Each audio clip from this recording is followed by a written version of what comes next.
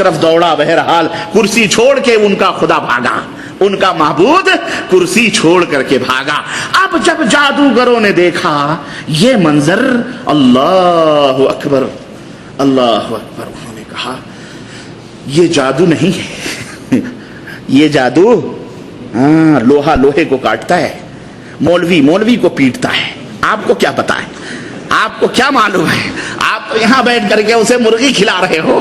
ہمیں پتا ہے یہ مولوی کتنے پانی میں ہے، ہمیں پتا ہے یہ مولوی کتنے پانی میں ہے۔ ہم پتھر پھینک کر اندازہ لگا لیتے ہیں کہ اس کی گہرائی کتنی ہے، اس میں لہریں کتنی ہیں۔ اسی طرح سے جس طرح چور کھڑکیوں کے اوپر پتھر پھینک کر پتہ لگاتا ہے کہ اس گھر میں لوگ سو رہے ہیں کہ جاگ رہے ہیں۔ لیکن کبھی کبھی بیڑی سگریٹ بڑے فائدے دیتے ہیں، کیونکہ رات بھر آدمی سوتا نہیں ہے، کھانس کھانس کے یہ فائدے ہیں نا بیڑی سگریٹ کے۔ کبھی بیڑی سگریٹ والے کے گھر میں چوری نہیں ہوتی، یہ فائدہ ہے، بہت بڑا فائدہ ہے، یہ بچا رہتا ہے بیچارہ، بہت بڑا فائدہ ہے، بہت بڑا فائدہ۔ اس لیے پیو، شوق سے پیو، تاکہ گھروں میں چوریاں نہ ہوں۔ گھروں میں چوریاں، اب ہم کہیں گے نہ پیو تو پیو گے، اس لیے کہہ رہے ہیں پیو تاکہ نہ پیو۔ ہاں، انسان کی فطرت ہے، جس چیز سے منع کرو وہ وہی کرتا ہے، اس لیے منع ہی نہیں کرو، حکم دے دو پھر وہ نہیں کرے گا۔ ایک آدمی تھا، اس کی ایک بیوی تھی، جب بھی وہ کہتا ہے یہ کرو تو وہ اس کا الٹا کرتی، کہتا کھانا لاؤ تو کھانا نہیں لاتی، جب وہ کہتا کھانا دو تب وہ کھانا مت دو تو کھانا لاتی۔ بڑا پریشان ہوا، یار اس نے تو زندگی اجیرن کی ہوئی ہے، اس کو جب بھی کچھ بولو اس کا الٹا کرتی ہے۔ کہا اس سے کیسے نجات ملے؟ ایک دفعہ اس نے ضد کیا کہ سسرال چلیں گے، اس نے کہا چلو۔ اب وہ ندی کے تیرے تیرے جا رہا تھا، کنارے کنارے کہیں، اس کو سمجھ میں آیا یہ تو بہت اچھا چانس ہے اس سے نجات پانے کا۔ اب ندی کے کنارے کنارے جا رہا تھا، اس کے دل میں آیا، اس نے کہا دیکھنا دیکھنا گر نہیں جانا، دیکھنا دیکھنا چھلانگ نہیں لگا دینا ندی میں۔ اب اتنا سننا تو وہ تو الٹے کرتی تھی، اس نے دھڑاک سے چھلانگ لگا دی، کہا جاؤ فلانے کی اماں اب دودھ معاف کر دینا، جاؤ یہ تمہارے اس الٹا کرنے کا نتیجہ ہے، جاؤ۔ گئی بھینس پانی میں، گئی وہ، خلاص ختم۔ تو ایسے مت بنو، ایسے مت بنو، الٹا سمجھو سیدھا سمجھو، اللہ ہدایت عطا فرمائے۔ تو میں عرض یہ کر رہا تھا کہ لوہا لوہے کو کاٹتا ہے، ہمیں پتا ہے کہ ان دارالعلوموں میں یہ جگادری کیا کیا پڑھ پڑھ کے نکلتے ہیں، ہمیں پتا ہے نانی کا حال، ننیحال کا حال نانی بہتر جانتی ہے۔ اس لیے میرے عزیزو، جادوگروں کو پتا تھا کہ جادو ہوتا کیا ہے اور جو جادو نہیں ہوتا ہے وہ کیا ہوتا ہے۔ اللہ اکبر۔ ان کو دیکھیں آپ، ان بھکاریوں، ان لالچیوں اور ان حریصوں کو اللہ نے ہدایت دینا تھی، اللہ رب العزت نے ہدایت دینا تھی۔ انہوں نے جب یہ منظر دیکھا کہ ہمارے سارے جادو فیل ہو گئے، اللہ اکبر، انہوں نے کہا آمنا بموسیٰ، آمنا برب موسیٰ و ہارون، ہم تو موسیٰ اور ہارون کے رب پر ایمان لاتے ہیں، کیونکہ حاشا وکلا یہ جادو نہیں ہو سکتا ہے، یہ کوئی اللہ کا بہت بڑا معجزہ ہے۔ اللہ اکبر۔ اب جب انہوں نے یہ اعلان کیا کہ ہم ایمان لاتے ہیں، ہم مسلمان ہوتے ہیں، اور سارے کے سارے جادوگر سجدے میں گر گئے۔ اب فرعون وہاں سے چیخا کہ راتوں رات تم نے سازش کی ہے۔ اب دیکھو، ابھی تک وہ بیچارے اس کے پاس تھے تو سازشی نہیں تھے، ابھی تک اس کے پاس تھے تو بھکاری تھے، ابھی تک اس کے پاس تھے تو سب کچھ تھے، لیکن جہاں انہوں نے اسلام قبول کیا ایجنٹ بن گئے۔ وہ ایجنٹی کا فوری طور پر ان کے اوپر تہمت لگائی فرعون نے کہ تم نے راتوں رات ان سے ساز باز کی ہے، ہم کو ذلیل کرنے کے لیے، ہم کو رسوا کرنے کے لیے کہ صبح ہوگی ہم موسیٰ کا ساتھ دیں گے، ہم فرعون کا ساتھ نہیں دیں گے۔ یاد رکھو اس کا ساتھ چھوڑ دو ورنہ ہم تمہیں سولیوں پہ لٹکائیں گے، تمہارے دست و بازو کاٹیں گے، تمہاری گردنیں کاٹیں گے، تمہاری آل اولاد کو ہم زندہ جلا دیں گے، اس لیے اس کے ساتھ اس کے موسیٰ کے ساتھ کو چھوڑو۔ جب اس کی دھمکی آمیز یہ دھمکیاں ان جادوگروں نے جو مسلمان ہو چکے تھے، جو توحید کے اوپر عمل جنہوں نے کرنا، یعنی توحید کی روشنی سے اپنے سینوں کو منور مجلہ کر لیا تھا، انہوں نے جب فرعون کی دھمکیوں کو سنا تو کیا وہ ڈر گئے؟ نہیں، انہوں نے کہا اللہ اکبر، انہوں نے کہا تو ہم کو صرف اس لیے مار رہا ہے کہ ہم نے موسیٰ اور ہارون کے رب پر ہم ایمان لانے والے ہیں، اللہ کی قسم، اللہ کی قسم تو ہمیں سولیوں پہ چڑھا دے، تو ہمارے دست و بازو کاٹ لے، لیکن ہم جب مریں گے تو اپنے رب سے ہماری ملاقات ہوگی، ہم اپنے رب سے ملاقات کرنے کے لیے جائیں گے، اب ہم تیرے جھانسے میں آنے والے۔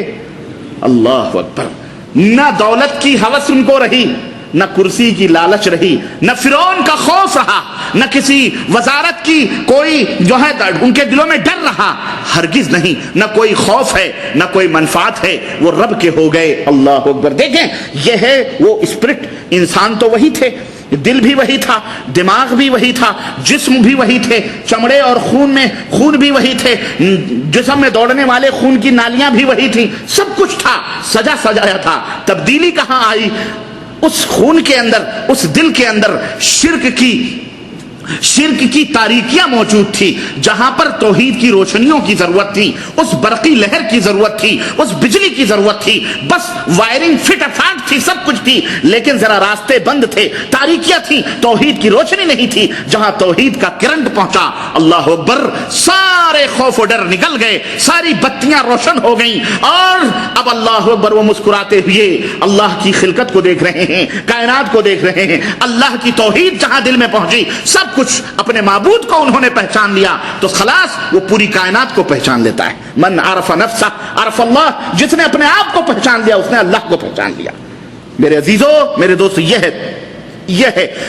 ہے توحید، اور یہ کایا پلٹنے والی چیز ہے، ایک تبدیلی پیدا کرنے والی چیز ہے۔ تو میں عرض یہ کر رہا تھا کہ وہی مشرکین مکہ تھے، وہ یہ کہتے تھے کہ ہم اللہ کو مان رہے ہیں، اللہ خالق ہے، اللہ رازق ہے، سب کچھ ہے، تو نیا دین لے کر کے آیا ہے، ابراہیمی دین پر ہم اصلی طور پر قائم ہیں۔ لیکن وہ کیا کہتے تھے؟ ہم ان کو بھی مانتے ہیں اور ان کو بھی مانتے ہیں، ہم ان کو اللہ کا ولی مان کر کے ہم ان کو پکارتے ہیں، ان کو اللہ کے دربار میں سفارشی بناتے ہیں۔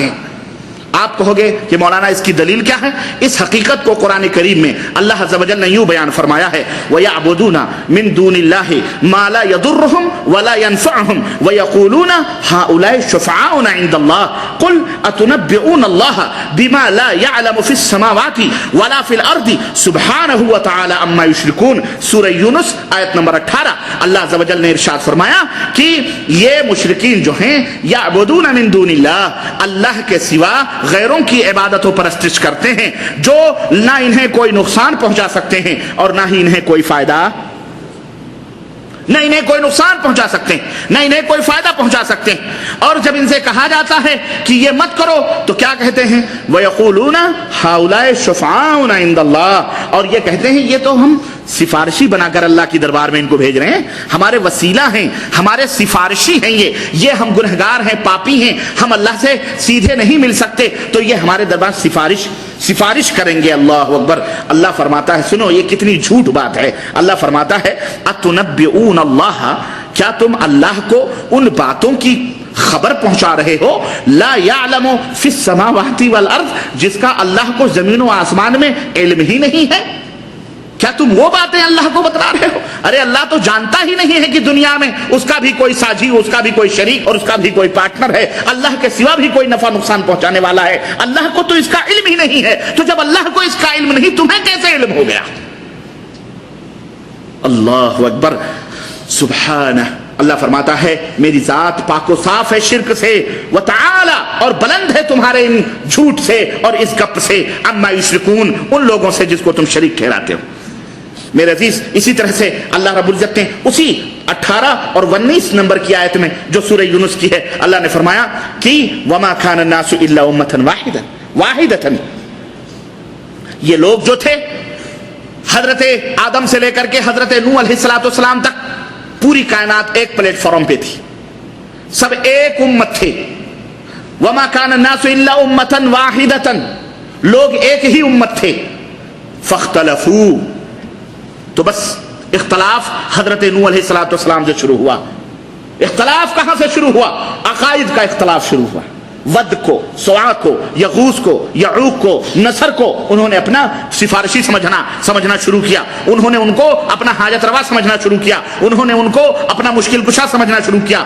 حضرت نوح علیہ السلام آئے اور انہوں نے منع کیا اس سے، یہاں سے اختلاف شروع ہوا، یہاں سے اختلاف یہاں سے شروع ہوا۔ اللہ فرماتا ہے سب ایک ہی راستے پر تھے، ایک ہی پلیٹ فارم پہ تھے، ایک ہی امت ہم نے سب کو بنا کر کے بھیجا تھا،